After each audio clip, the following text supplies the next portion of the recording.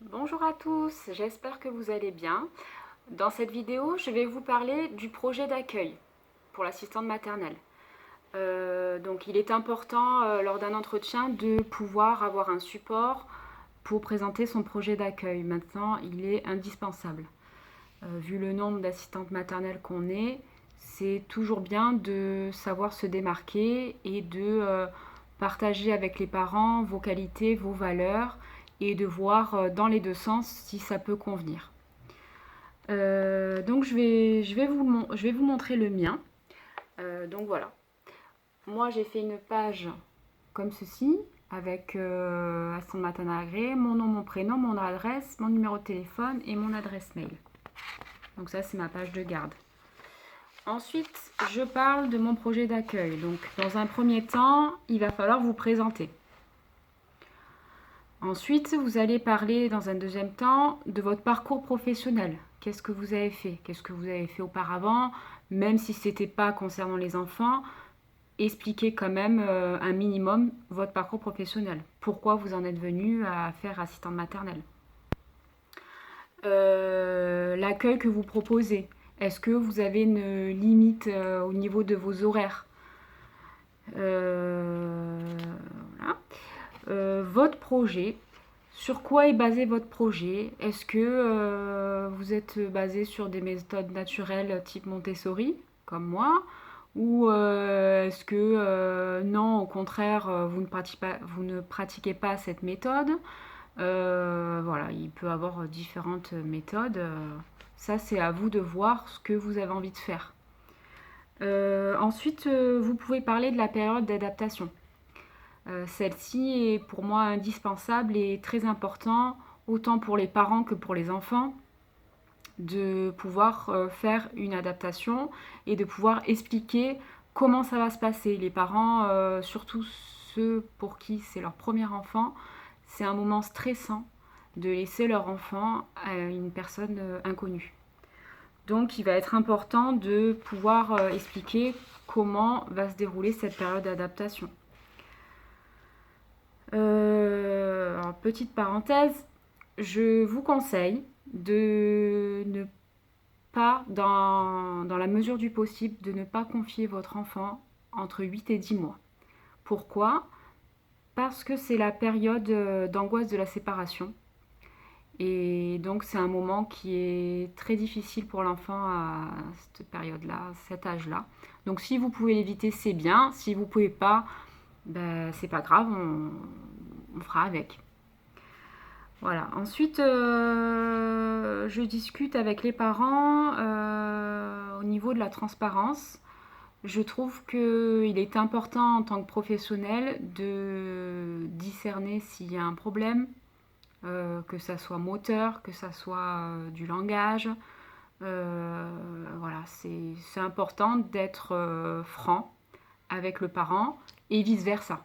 Voilà. Même le parent, il peut avoir des choses à vous dire. Il faut prendre. Il faut prendre ce que le parent a aussi à vous dire.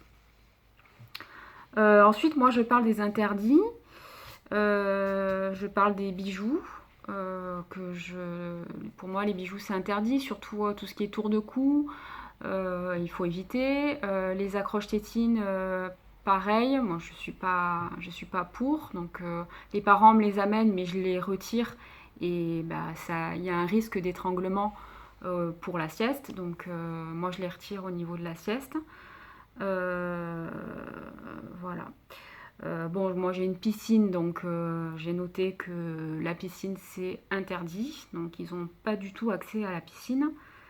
Ensuite, je parle des sorties que je propose. Donc voilà, les sorties que je propose, le parc, la bibliothèque, les fermes. Voilà, j'explique un petit peu tout ce que je vais proposer comme sortie et lieu d'accueil.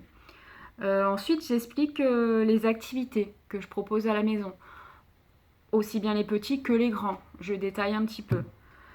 Je parle des photos et des vidéos que je prends des enfants et ensuite moi je leur remets sur une clé USB, mais vous avez différentes manières si vous avez envie de prendre des photos et des vidéos de leur enfant pour voir justement leur évolution, vous pouvez leur envoyer par différentes manières.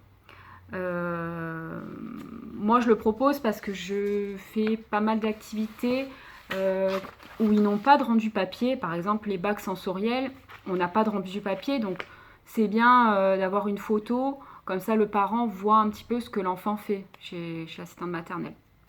Et voit aussi son évolution, s'il commence à parler, s'il commence à marcher, à manger tout seul. Voilà, toutes ces petites choses qui vont être intéressantes pour le parent. Ensuite, je parle du rythme de la journée. Donc, je détaille par horaire à peu près ce que je fais. Comment va se dérouler la journée. Je parle ensuite de l'hygiène de la maison. Les jouets, etc. Je parle ensuite des repas. Comment je donne les repas. Comment j'installe les enfants. Je parle aussi de règles éducatives. Voilà, donc se respecter les uns les autres, attendre son tour, se laver les mains avant manger, après être sorti. Enfin voilà, quelques règles, dire merci, s'il te plaît, quelques règles de vie quotidienne qu'on apprend aux enfants aussi.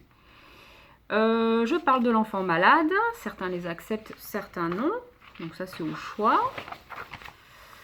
Et puis voilà. Pour moi, c'est tout. Après, vous pouvez ajouter d'autres choses à votre convenance. Moi, mon projet, il se passe comme ça. Après, vous faites comme vous voulez. Je voulais juste vous donner une petite idée de ce que j'ai pu faire. Et ensuite, à la fin, moi, j'ai ajouté une photo de ma famille. Et j'ai ajouté une photo des jeux extérieurs. Voilà. J'aurais pu aussi ajouter une photo des chambres, une photo de la salle de jeu, mais bon, je ne l'ai pas fait puisqu'après, je présente, quand je fais l'entretien, je présente la maison aux parents. Voilà, donc n'hésitez pas à liker la vidéo, à la commenter si vous avez même un plus à m'apporter à ce projet d'accueil. Si vous voulez suivre les prochaines vidéos, n'oubliez pas de vous abonner.